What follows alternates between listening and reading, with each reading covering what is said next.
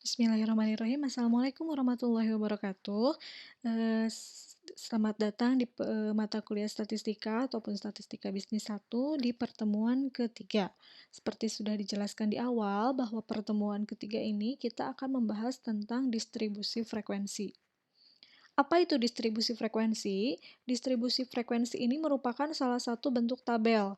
Jadi data disusun ke dalam kelas-kelas tertentu di mana setiap individu atau item hanya termasuk ke dalam salah satu kelas tertentu saja. Nah, jadi distribusi frekuensi ini tabel yang berisikan kelas-kelas interval beserta dengan frekuensinya atau beserta dengan banyaknya item tersebut. Kemudian ada beberapa istilah dalam distribusi frekuensi. Yang pertama ada yang namanya jumlah kelas. Kemudian yang kedua ada yang namanya selang kelas atau lebar kelas atau panjang kelas. Kemudian di mana dalam panjang kelas tersebut ada yang namanya LCL, lower class limit atau kita sebut batas bawah begitu. Kemudian ada juga upper class limit atau batas atas. Kemudian ada juga lower class boundaries atau ujung batas bawah dan ada juga yang namanya ujung batas atas. Nanti untuk beda-bedanya akan dijelaskan di slide berikutnya. Kemudian yang ketiga, ada juga yang namanya nilai tengah atau MI atau XI. Nah, begitu. Bagaimana cara mencari nilai tengahnya? Yaitu dengan menjumlahkan batas bawah dengan batas atas, kemudian dibagi dua. Kemudian yang keempat, ada yang namanya frekuensi. Frekuensi itu banyaknya. Nanti juga ada juga yang namanya frekuensi absolut atau jumlahnya, jumlah realnya berapa. Kemudian ada yang namanya juga frekuensi relatif, yaitu dalam bentuk persen. Baik, kita lanjutkan. Nah, ini contoh dari distribusi frekuensi. Ini contohnya judulnya adalah nilai UTS Statistika Mahasiswa. Nah, ini kelas nilai. Nah, ini kelas nilai. Nah, ini yang namanya kelas 1, 2, 3, 4, 5, 6, 7. Jadi, di contoh yang ini ada 7 kelas ya. Dari kelas 30 sampai 39 ini dia adalah kelas pertama, sampai dengan 90 sampai dengan 99 ini dia adalah kelas ketujuhnya begitu. Nah, ini banyaknya mahasiswa, ini frekuensinya ada berapa? Kalau arti banyak mahasiswanya ada 5 di kelas pertama, artinya di antara rentang nilai 30 sampai 39 ada 5 orang begitu. Ini sumbernya merupakan data pribadi. Nah, ini bentuk tabel distribusi frekuensi secara umumnya ya. Ada kelasnya, ada berapa banyak begitu, kemudian selang kelasnya yang tadi sudah Ibu jelaskan. LCL itu berarti ada batas bawah, kemudian ini sampai dengan batas atasnya, kemudian batas kelasnya ada ujung batas bawah sampai dengan ujung batas atas, kemudian ada yang namanya titik tengah, diperoleh dari batas bawah ditambah batas atas dibagi 2, kemudian frekuensinya ada yang absolut, ya berarti yang benar-benar asli yang tadi banyaknya mahasiswanya, kemudian jumlah totalnya ada berapa, sedangkan yang frekuensi relatif dari jumlah absolut ini diubah ke dalam bentuk persen. Nah, ini dari tabel yang tadi sudah kita peroleh. Nilai UTS Statistika Mahasiswa tadi sudah dijelaskan ya bahwa dalam contoh soal yang ini terdapat 7 kelas. 1, 2, 3, 4, 5, 6, 7. Kemudian bilangan 30, 40, 50 dan seterusnya. Nah, ini 30, 40, 50, kemudian betul 60, 70, 80 dan 90. Ini namanya batas bawah kelas. Sedangkan 39, 49, 59, 69, 79, 89, dan 99 namanya adalah batas atas kelas. Kemudian ada juga tadi disebutkan ada yang namanya titik tengah kelas. Nah, bagaimana cara menghitungnya? Misalkan kita akan menghitung titik tengah kelas pertama. Kelas pertama itu berarti rentangnya antara 30 sampai dengan 39, betul. Nah, untuk mencari titik tengahnya berapa nih untuk kelas pertama? Kita jumlahkan 30 ditambah dengan 39, kemudian disamadengankan ya dalam perhitungan kalkulatornya, lalu dibagi dengan 2. Maka hasilnya adalah 34,5. Jadi untuk kelas pertama ini, titik tengahnya adalah 34,5. Kelas yang kedua, silakan dihitung berapa? 44,5 dan seterusnya. Jadi nanti silakan buat catatannya masing-masing ya untuk mengisi titik tengahnya. Kemudian ada juga yang namanya dengan panjang kelas atau P. Diperoleh dari, nah ada 3 pilihan, silakan kalian cek. Untuk yang pertama misalkan nih, panjang kelas diperoleh dari selisih 2 batas bawah yang berurutan. Misalkan kita akan menggunakan batas bawah kelas pertama dan kelas kedua, jadi harus berurutan ya. Jadi 1 ke 2 atau 2 ke 3 atau 3 ke 4 dan seterusnya. Tapi tidak boleh dari 1 ke 3 gitu.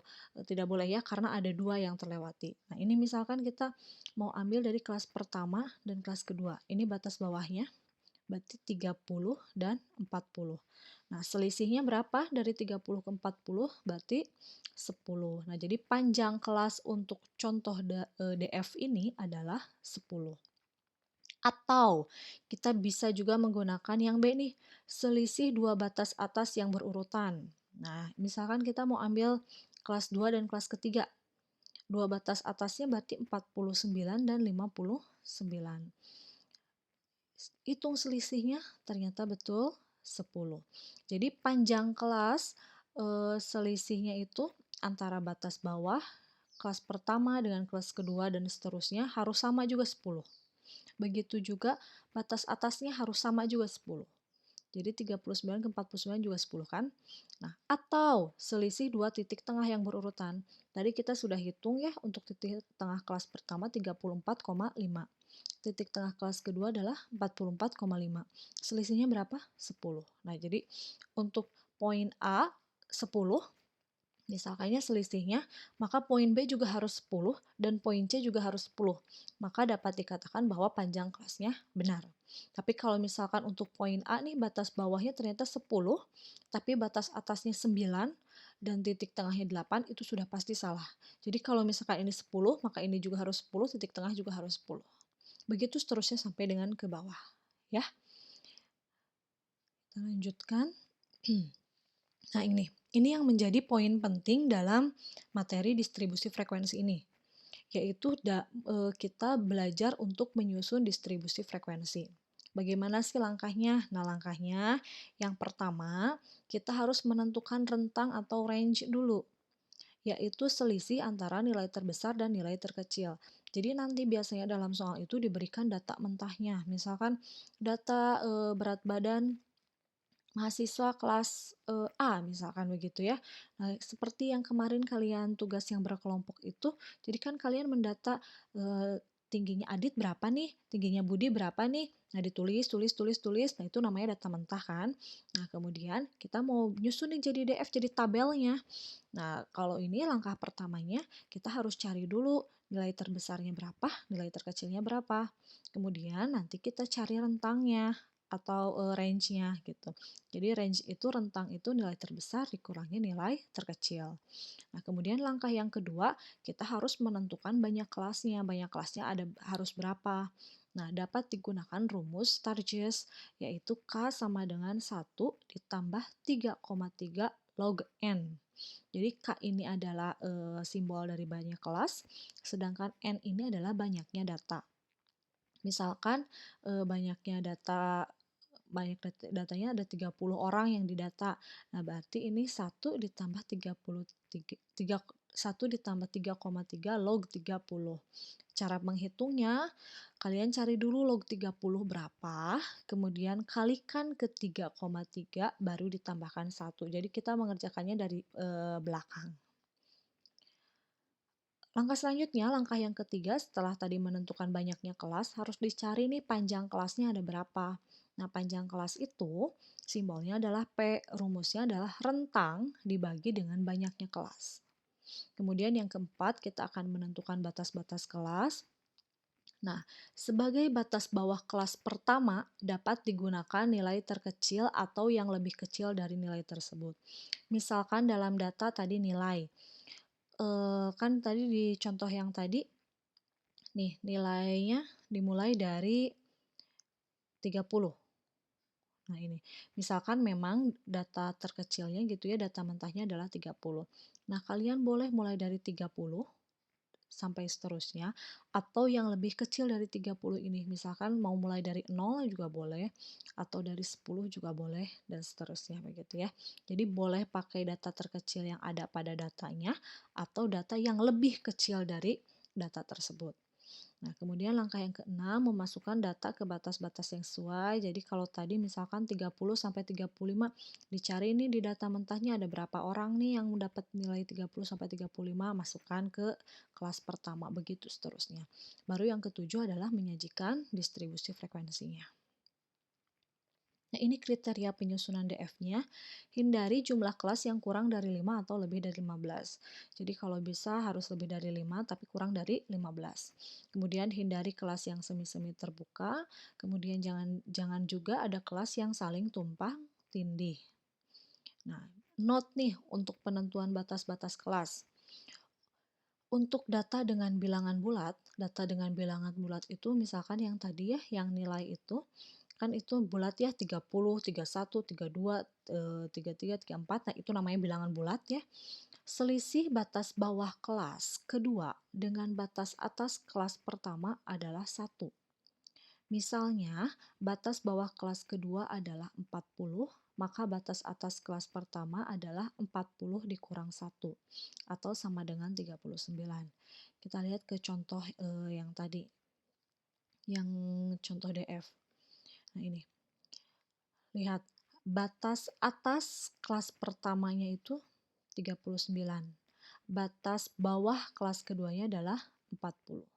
Jadi kalian itu untuk lebih mudah dalam membuat tabel DF ya, kan tentukan dulu batas bawahnya. Kelas pertama misalkan 30, kita ambil yang kecil. Nah, batas bawah kelas keduanya berarti 30 ditambahkan panjang kelasnya. Jadi kalau panjang kelasnya 10, maka 30 tambah 10. Hasilnya 40. 40 itu bukan disimpan menjadi batas atas kelas pertama, tapi disimpan di bawahnya menjadi batas bawah kelas kedua. Kemudian untuk mencari batas bawah kelas ketiga, 40 tambahkan juga dengan panjang kelasnya yaitu 10, jadi 50. Dan seterusnya sampai ini 90. Nah, untuk mencari batas atasnya, yang ini kan berarti masih kosong nih kalau kalian tulis lagi. Nah, untuk mencari nilai batas atasnya, kan kita isi dulu dari batas atas kelas pertama. Untuk menghitungnya, dari batas bawah kelas kedua dikurangi dengan 1, karena ini merupakan bilangan bulat. Begitu, jadi 40 kurang 1 hasilnya 39. Sampai sini mudah-mudahan bisa dipahami ya. Kemudian ada lagi nih note yang kedua. Tapi kalau misalkan datanya dengan bilangan satu angka di belakang koma. Jadi kan kita datanya tidak mungkin terus-terusan bulat begitu ya. Ada kalanya mungkin bilangan data mentah yang disajikan itu ada satu angka di belakang koma, kekomaan gitu ya, bilangan desimal begitu. Misalkan nih ceritanya tentang berat bayi gitu, berat balita. Nah, misalkan ya bilangannya tersebut desimal. Nah, maka selisih batas bawah kelas kedua dengan kelas pertamanya adalah 0,1. Jadi misalkan batas bawah kelas keduanya adalah dimulai dari 12,5 nih untuk batas bawah kelas keduanya, maka batas atas kelas pertamanya 12,5 dikurangi 0,1. Hasilnya adalah 12,4. Begitu juga seterusnya. Nah, kalau misalkan untuk data dengan bilangan 2 angka di belakang koma, maka selisihnya, nah ini mohon maaf ya, ada kesalahan penulisan, harusnya berarti dikurangi dengan 0,01, betul sekali. Jadi misalkan batas bawah kelas keduanya adalah 12,50. Ini maka batas atas kelas pertamanya adalah 12,50 dikurangi 0,01 sama dengan 12,49.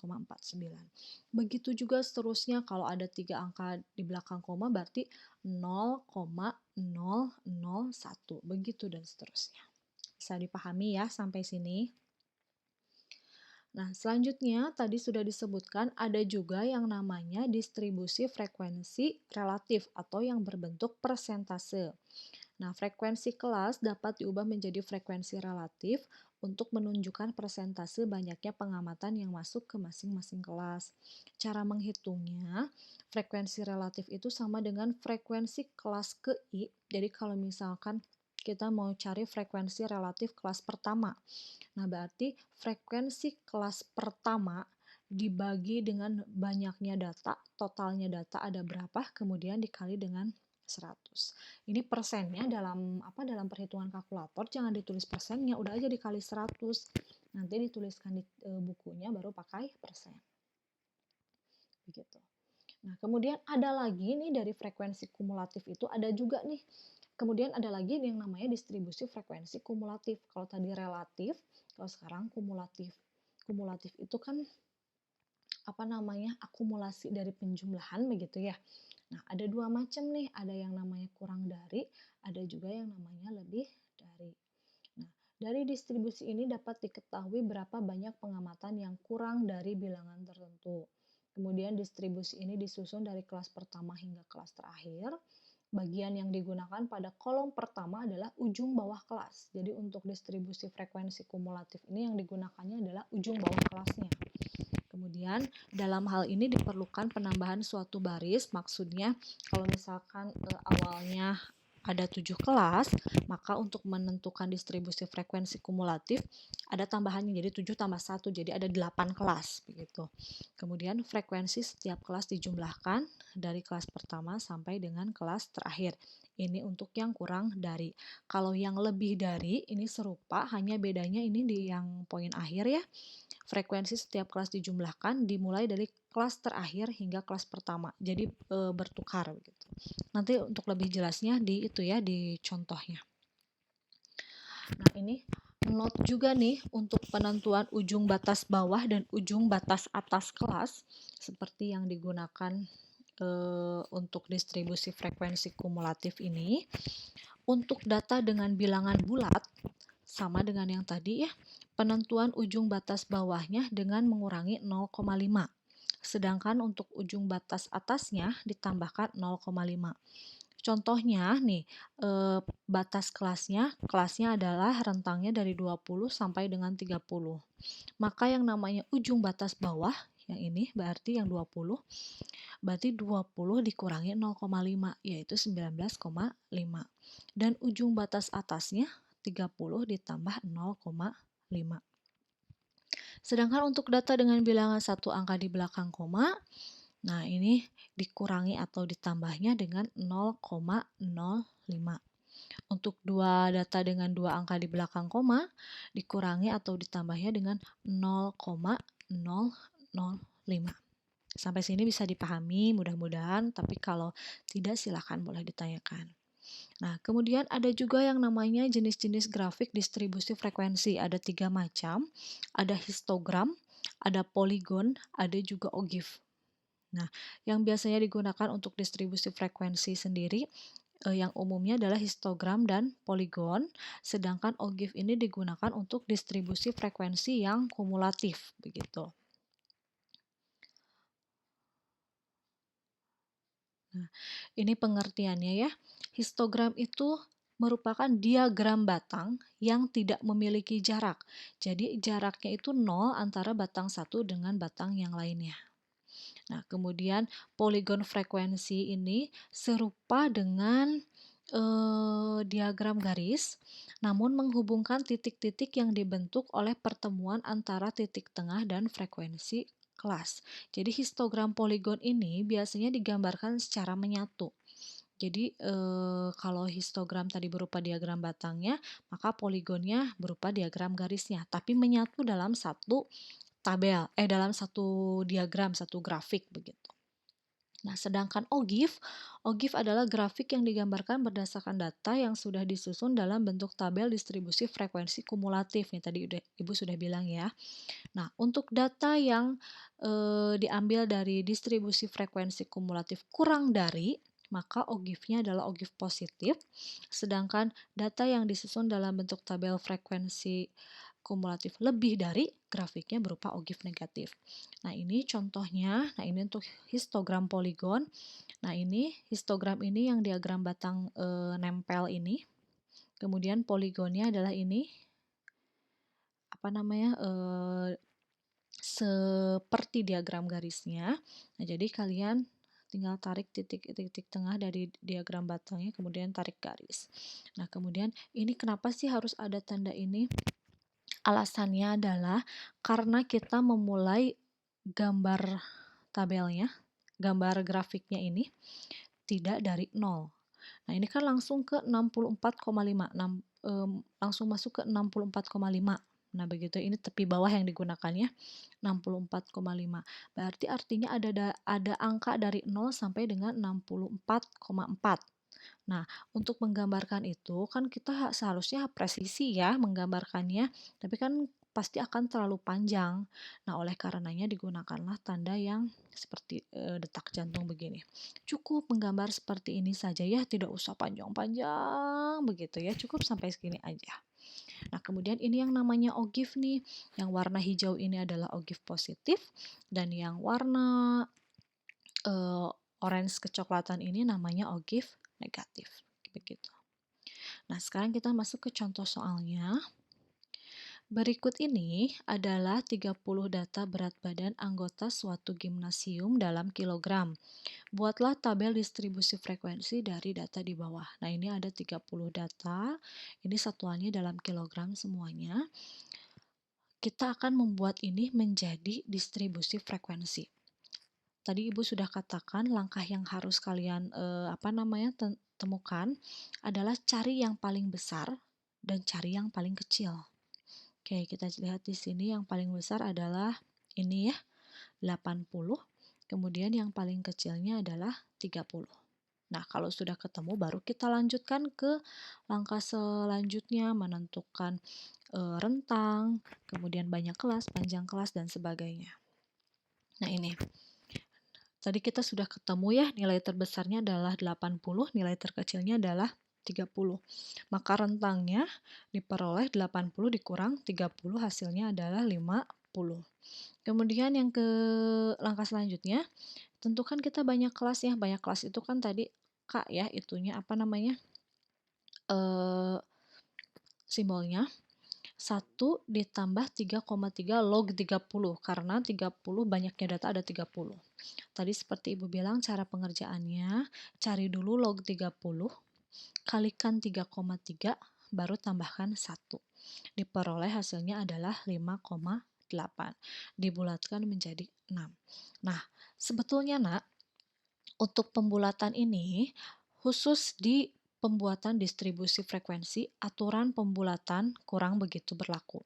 Jadi seperti kalian ketahui kan kalau 5,8 kalau dibulatkan sudah pasti menjadi 6 ya, aturannya begitu. Namun tidak selamanya aturannya begitu.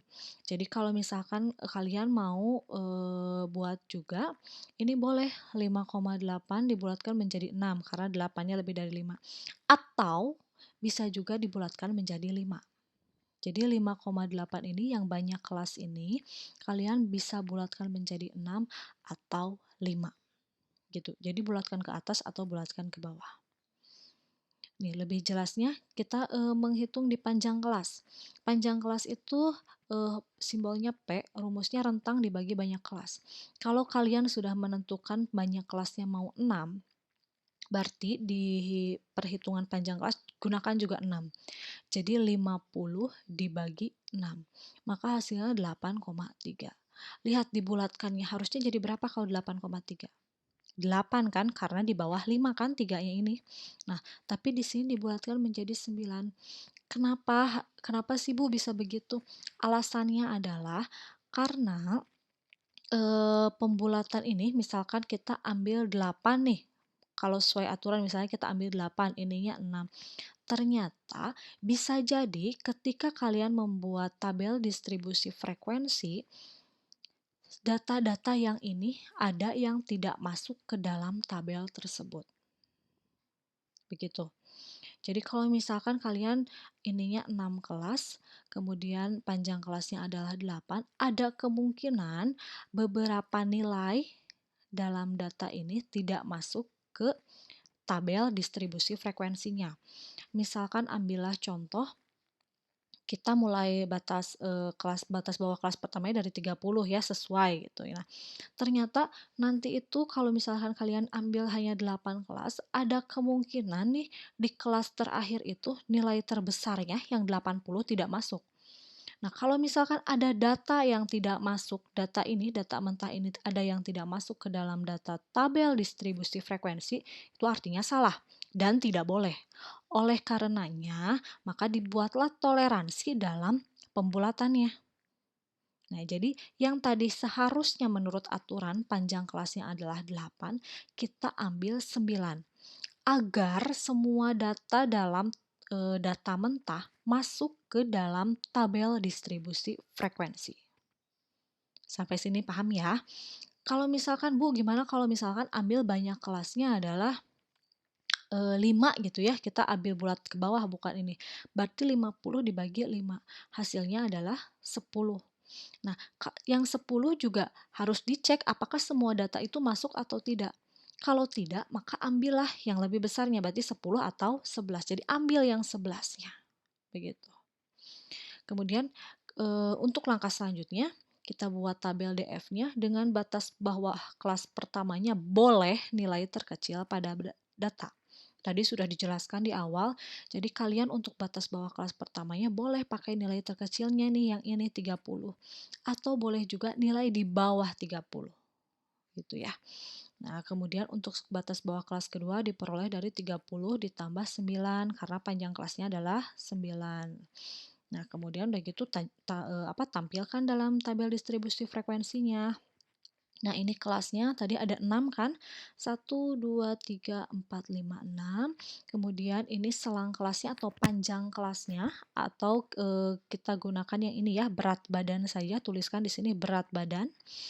Kita mulai dari 30, kemudian batas bawah kelas keduanya, tambahkan dengan panjang kelasnya yang tadi 9, 30 tambah 9 jadi 39, kemudian tambahkan lagi 9, 48, tambah lagi 9, 57, tambah lagi 9, 66, tambah lagi 9 adalah 75. Nah, kemudian untuk batas atasnya sendiri, pengerjaannya tadi yang seperti Ibu sudah jelaskan. Untuk batas atas kelas pertama, diperoleh dari batas bawah kelas kedua dikurangi dengan 1, karena ini bilangannya bulat. Jadi 39 kurang 1 adalah 38. Nah, untuk menentukan batas atas kelas kedua boleh dengan cara yang sama, 48 kurang 1, atau 38 ditambahkan dengan 9, begitu seterusnya. Nah, yang ini batas kelas yang ini untuk menentukan ujung batas bawah dan ujung batas atasnya. Tapi tidak harus selalu muncul ya. Jadi nanti kalian menyajikan distribusi frekuensinya cukup kelas, kemudian ini berat badan dan frekuensi yang absolutnya saja. Tapi ini biar kalian lebih jelas maka dituliskan secara rinci begitu. Nah, untuk ujung batas bawah kelas pertama, karena kalian tahu batas bawah kelas pertama adalah 30 dan ini merupakan bilangan bulat, maka dikurangi 0,5. Sehingga ujung batas bawah kelas pertamanya adalah 29,5. Untuk ujung batas atas kelas kelas pertama maksud Ibu, diperoleh dari batas atas kelas pertama ditambahkan 0,5. Begitu seterusnya. Kemudian ini untuk nilai tengah. Untuk nilai tengahnya 34 diperoleh dari mana sih Bu? Tadi dari batas bawah kelas pertama ditambah batas atas kelas pertama dibagi 2. Jadi 30 ditambah 38, 68 dibagi dengan 2, 34. Kemudian ini 4 ini dari mana Bu? Dari data mentahnya. Cari di data mentahnya Sama kayak dulu waktu SMA ada deh, waktu pelajaran statistika, dicari nih dari 30 sampai 38 tuh ada berapa banyak, ada yang diberi tanda di bulat, dikasih bulatan, ada yang di checklist-checklist, dicakra-cakra, yang begitu loh. Nah, dicari 30 sampai 38 ada 4 orang ternyata. Begitu seterusnya sampai jumlahnya harus benar ada 30. Kemudian untuk yang frekuensi relatifnya 13,33 dari mana? Tadi, untuk yang kelas pertama 4 dibagi 30 dikalikan 100, hasilnya 13,33. Begitu seterusnya dan dijumlahkan harus menjadi 100%. Sampai sini bisa dipahami ya? Oke, nah ini kita buat menjadi histogramnya. Nah, ini dibuat histogramnya, kemudian harusnya dengan poligonnya nyambung. Nah, ini poligonnya dipisah, tapi seharusnya disambungkan saja di sini ya. Jadi, di sini tuh diambil titik, titik, titik, titik, kemudian ditarik garis. Nah, ini harusnya juga tadi pakai tanda kayak tanda detak jantung begitu, karena kita mulainya dari 34. Oke. Bisa dipahami ya untuk histogram dan poligon. Nah, selanjutnya kita akan masuk ke tadi tabel distribusi frekuensi kumulatif. Ada yang kurang dari dan juga ada yang lebih dari begitu. Untuk yang ini, untuk yang kurang dari dulu. Untuk yang kurang dari dulu, kita isikan ini. Tadi kan ada 6 kelas, berarti harus ada jadi 7 nih. 1, 2, 3, 4, 5, 6, 7. Diisi dengan ujung batas bawahnya. Ini kan ujung batas bawahnya 29,5 sampai dengan 74,5. Ini kan sampai 6 ya. Nah, untuk yang ketujuhnya kita tuliskan yang batas atas kelas terakhirnya. 83,5. Nah, untuk mencarinya bagaimana? Nah, sekarang ini kita mau mencari frekuensi kurang darinya ada berapa? 29,5. Kan di sini ya posisinya. Coba kalian lihat ada berapa banyak frekuensi absolut yang nilainya kurang dari 29,5. Ada tidak? Tidak ada ya, jadi nilainya 0. Kenapa Bu kok tidak ada? Karena kan ini, selang kelasnya dimulai dari 30. Jadi kalau ditanyakan ada berapa banyak nilai yang kurang dari 29,5, ada tidak? Tidak ada, karena dimulainya adalah 30. Paham sampai sini? Oke, fokus lagi ya. Sekarang untuk yang nilainya kurang dari 38,5. Ini 38,5 yang nilainya kurang dari ada berapa? Lihat, ada 4. Ya, karena yang nilainya kurang dari 38,5 itu ada di rentang 30 sampai 38. Jadi ada 4. Kemudian mengisi kelas yang ketiganya kurang dari 47,5. 47,5 ini di sini. Berarti yang nilainya kurang dari 47,5 ada berapa? Lihat. Hati-hati jawabannya bukan 8, tapi 12. Jadi 8 ini jumlahkan dengan 4. 8 tambah 4 adalah 12. Kenapa Bu bisa begitu? Yang kurang dari 47,5 ini kalau kita lihat di secara tersiratnya kan pasti kalian nyangkanya dari 39 sampai 47 Bu, yang kurang dari 47,5. Terus ini yang kelas pertama 30 sampai 38 memangnya tidak kurang dari 47,5. Itu juga kurang kan dari 47,5, makanya harus dijumlahkan atau dikumulatifkan atau diakumulasikan. Bisa ya?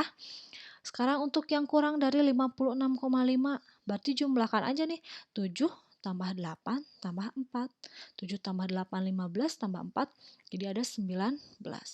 Yang kurang dari 65,5, jumlahkan 1, 2, 3, 4 dari sini. 4 tambah 8, 12 tambah 7, 19. 19 tambah 4, 23. Yang kurang dari 74,5, berarti 5 kelas di atasnya. Tadi sampai sini tuh 23 ya. 23 ditambahkan 5 jadi 28. Yang kurang dari 83,5 berarti semuanya. Ya, karena kan nilai maksimum di sininya 83, berarti yang kurang dari 83,5 ini semuanya. Tinggal jumlahin semuanya, berarti hasilnya adalah 30. Untuk frekuensi relatif sama dengan yang tadi cara perhitungannya ya. Jadi 4/30 dikali 100, begitu seterusnya. Bisa dipahami untuk tabel distribusi frekuensi kumulatif kurang dari? Oke, kalau sudah kita masuk ke distribusi frekuensi kumulatif lebih dari. Oke, untuk yang lebih dari ini pengisian kelasnya sama dengan yang kurang dari, dimulai dari 29,5 sampai 83,5. Hanya hati-hati dalam pengisian frekuensi absolutnya. Hati-hati, frekuensi absolutnya bukan kebalikan dari yang kumulatif ini, dari yang kurang dari. Kita harus lihat dulu dari awal. Untuk yang lebih dari 29,5, lihat di selang kelas ini yang nilainya lebih dari 29,5. Semuanya ya, berarti artinya 30. Kemudian yang nilainya lebih dari 38,5, ini nih, 38,5 kan di sini, berarti yang nilainya lebih dari 38,5. Berarti yang termasuk lebih dari 38,5 ini adalah frekuensi absolut yang ada di kelas kedua, ketiga, keempat, kelima, dan keenam. Jadi jumlahkan ini frekuensi absolutnya atau 30 dikurangi 4. Jadi hasilnya 26. Untuk yang lebih dari 47,5, tadi 30 dikurang 4 kan 26, kurang lagi dengan yang mana? Nah, dengan yang kelas ke ini. Jadi 30 kurang 4, 26, 26 kurang 8, 18. Sampai sini udah 18 nih. Yang lebih dari 56,5, berarti kurangnya lagi dengan 7. 18 kurang 7 adalah 11. Begitu seterusnya, sampai diperoleh hasil akhirnya adalah 0. Bisa dipahami sampai sini? Oke, nah ini tadi sudah disebutkan kalau untuk distribusi frekuensi kumulatif dia berupa ogive. Nah ini yang warna pink ini untuk yang kurang dari ogive positif, kemudian yang warna birunya lebih dari ogive negatif. Nah ini latihannya untuk dikerjakan hari ini. Ada 40 perusahaan nasional. Silakan, ini ada pertanyaannya untuk latihan hari ini, dan ini untuk PR dikumpulkan minggu depan. Oke, terima kasih atas perhatiannya. Kalau ada yang mau ditanyakan, silakan boleh ditanyakan. Wassalamualaikum warahmatullahi wabarakatuh.